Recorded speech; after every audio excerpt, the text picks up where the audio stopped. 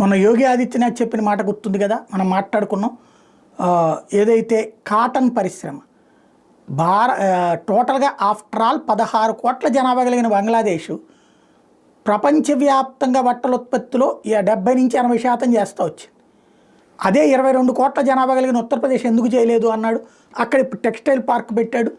అసలు వాస్తవంగా ఆంధ్రాకి బోల్డ్ అంత ఛాన్స్ ఉందని అనేకసార్లు మాట్లాడుకున్నాం మనం. ఇవాళ కాదు, నేను జగన్ ప్రభుత్వం అధికారం ఉన్నప్పటి నుంచి చెప్తూ వచ్చి పత్తి రైతుకు కష్టం నష్టమని 2 తెలుగు రాష్ట్రాల్లో గొల్లుమంటుంటాం.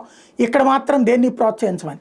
ఆ సందర్భంలో ఒక మిత్రుడు నాకు చెప్పుకొచ్చారు, కాటన్ ఇండస్ట్రీ పెట్టాలంటే నీళ్ళు ఎక్కువ కావాలి, ప్లస్ కలుషిత నీళ్ళని తీసుకెళ్ళి నీళ్ళలో పోయాలా.